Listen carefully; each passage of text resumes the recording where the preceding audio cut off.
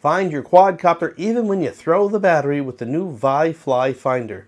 Let's unbox it, install it, and see how it works. Stay tuned.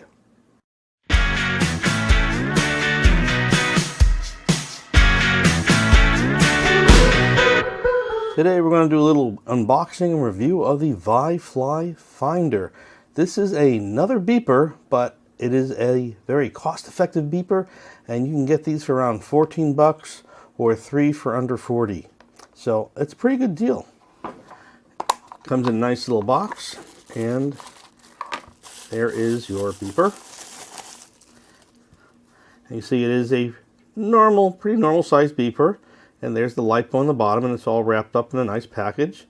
Connects with a little, looks like a JST connector. And there's a button that we'll talk about in a minute. Comes with this 3-wire harness that obviously connects right there. And a tie-on to help secure it better. And of course some instructions, which are very clear and in English. Now, this is made to actually go to 2 different kinds of controllers, depending on if you have the type that has the buzzer plus and minus, or if you have one that goes buzzer plus 5 volt. Either way, it's pretty simple. Black is ground, red is the positive, and yellow would be the buzzer negative, depending on how you hook it up. And I'm going to show you how we wired it onto this in just a minute. Today I'm going to upgrade the buzzer on my quadcopter. This is your typical 2-wire buzzer, and it's connected to a Joshua Bardwell all-in-one F4 flight controller version 2.1, I believe. And this is your typical 2-wire buzzer. Here's another example of a similar 2-wire buzzer. They're nothing special. They're pretty cheap. You get them anywhere from Amazon to Banggood. I had originally not wanted to use this one. I wanted to use this 5-volt buzzer. I love the Maytag buzzers.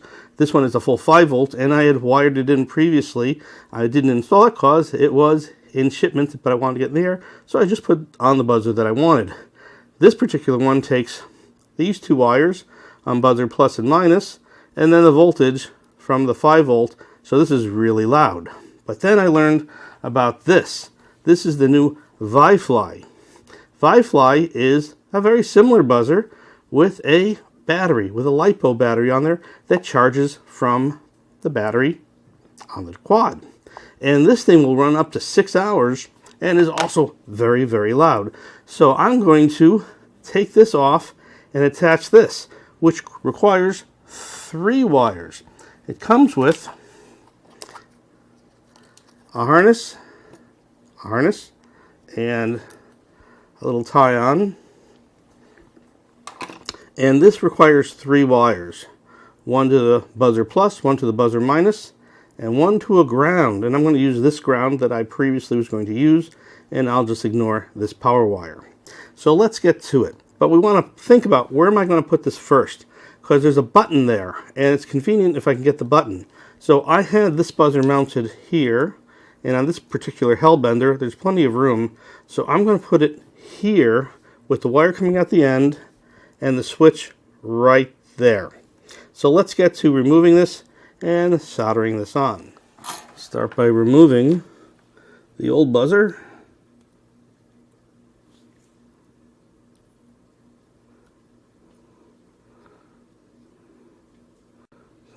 There we go. And it's always a good idea to freshen up the solder a little bit.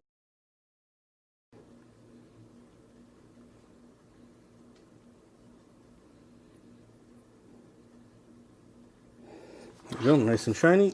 And I'm going to take this black wire and just put it underneath. Shorten that.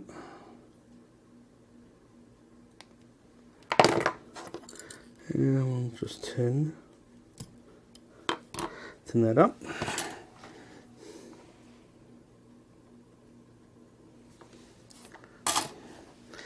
Now I got to take these wires and tin these up too, because you always want to put some fresh tin on there.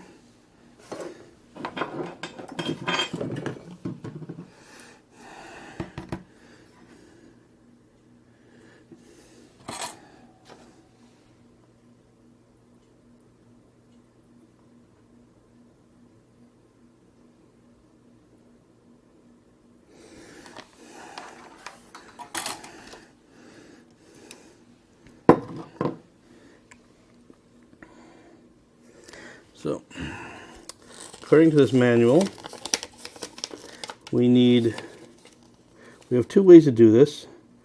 We've got buzzer plus and buzzer minus. So, red and yellow. Red goes to plus, yellow goes to minus, and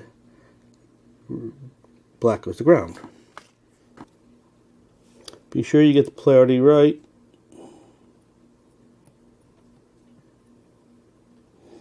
Okay.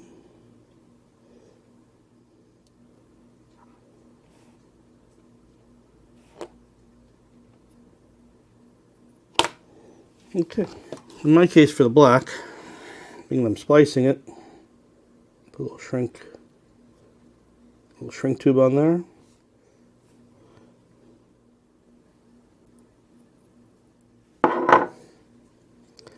Just cover that up.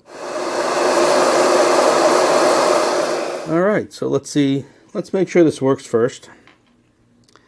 Plug it in before we bind it all up. Plug it in. And yes, I like to use a smoke stopper whenever I work with electronics because I don't like magic smoke. Let's see if we get a chirp.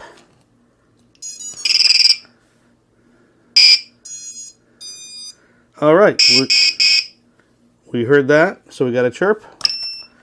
We know that's working. This does work just like a regular buzzer. Uh-oh. You hear that? I removed the battery, and it's going to arm in a second. Let's see what it does.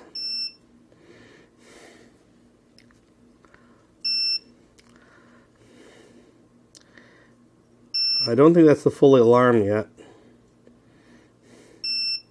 That's like the warning that I am going to go off, and I can use this. Ah! That's the full alarm. And you can see if I unplug it, it's still going. And to disarm, there's the button. I press it. Does that work? Yep. No. What does the book say? Hold the button for 1 to 5 seconds. 1 to 5 seconds release. 1, 2, 3, 4, 5, release. Ah! You heard that 3 beeps? That meant it's disarmed. Let's try that one more time. I think that was a good learning lesson. Plug it back in again. Plug our battery in. Here's our chirps. Oh, look, there's a green light that tells me I guess it's charging. Okay, so let's pull the battery out. And there's our warning signals.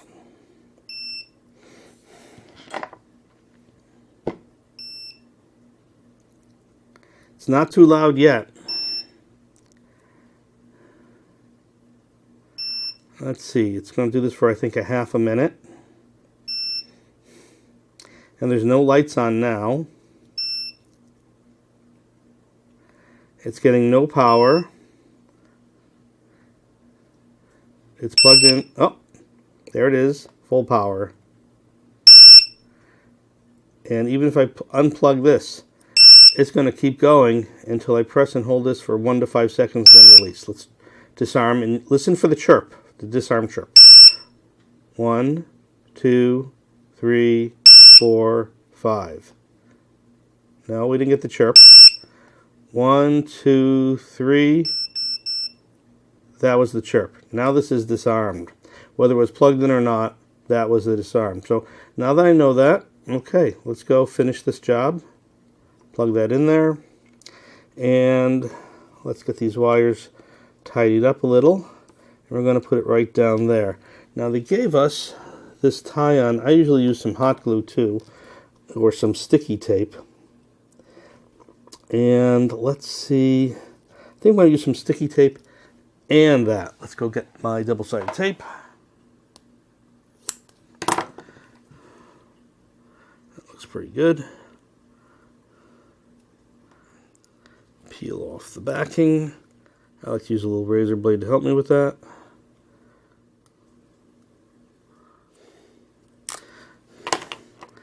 And again, we need that button exposed to the side, so we'll get these wires tucked down right.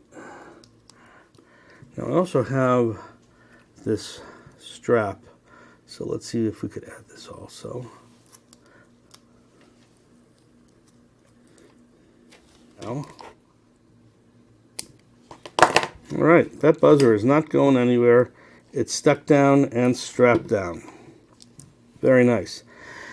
And that's it. Sure, the buzzer is a bit larger than the original. There it is. Of course, this buzzer is bigger, but it has the battery.